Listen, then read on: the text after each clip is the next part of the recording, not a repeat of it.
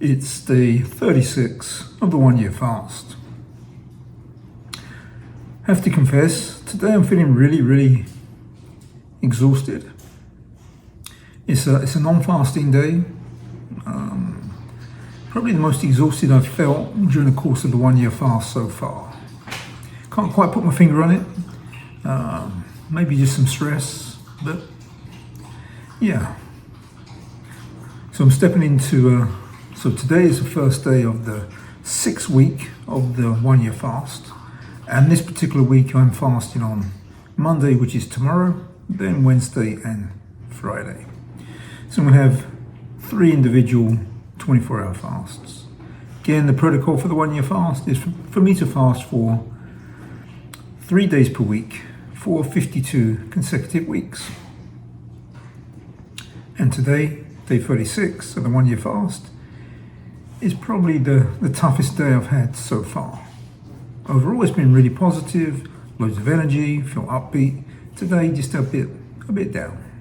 Briefly turning to reverie and reflection. As I've mentioned during previous videos, the intention of the videos are really to act as a reference point. Post the 1 year fast, go back, take a look at mental, emotional, psychological, and yes, potentially even spiritual health.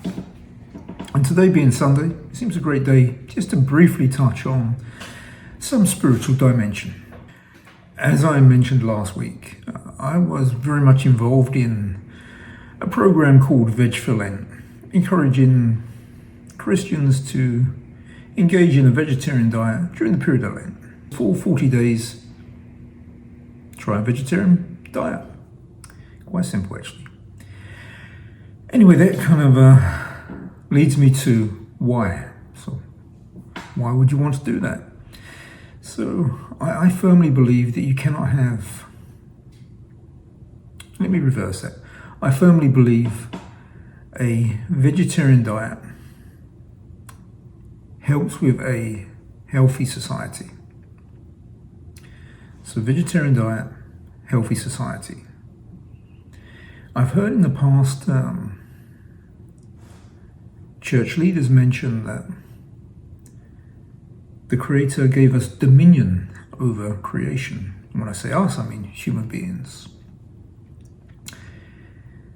Which is, it seems to be accurate in terms of if you're one of these people that likes to verbatim recite biblical text. However, how would you define dominion? I mean, some people define dominion as exploitation, subordination, even abuse.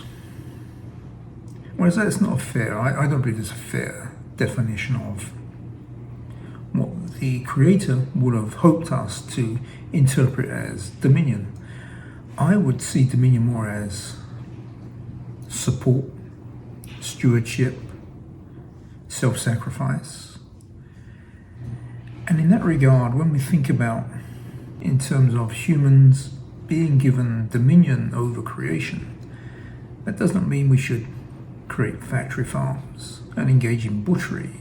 In my opinion, it means we should exhibit compassion, stewardship, support. And then briefly coming back to the question of whether Christ was a vegetarian. Of course, if we were to look into the biblical text, it appears Christ was not a vegetarian. Christ was most likely a pescatarian. However, there are references to Christ participating within the Passover meal, which would indicate consumption of a lamb. And therein it becomes really interesting. So when we consider that text, should we more interpret that as, so when we think about the Passover meal, was that really Christ saying to us, no longer engage in butchery and exploitation of the most vulnerable within your society? I'm here to take the place of that, to become the new flesh and the new blood. It becomes a really interesting conversation. But one thing is clear: we should not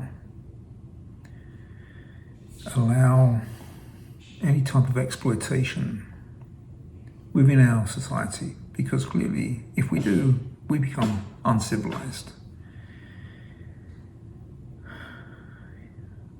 And again, I want to ensure that I'm not coming across as in any way judgmental, just sharing my point of view.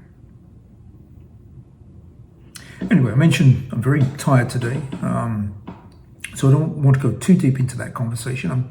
I've got many weeks ahead where we can get deeper into those types of conversations. And of course, I want to listen to anybody that wants to share a counter view. So yeah, quickly coming back to the 1 year fast. We're in day 36, coming to the end. Tomorrow, I'm going to step into a 24-hour fast, then have a non-fasting day, step into another fasting day on Wednesday, non-fasting day on Thursday, and finally for this week, have a fasting day for 24 hours on Friday. So this particular week, 3 separate 24-hour days for the 1 year fast. And also, I must mention too, I'm going to have to order a new ketone reader, because my current ketone reader, this particular one here, is not performing too well. Either that, or I'm genuinely not in ketosis when I do some pretty extensive fasting, which will be interesting. So I'm going to get a new ketone reader to try to generate some numbers that we can look at. Yeah, okay. So again, going to keep this one short. Thank you.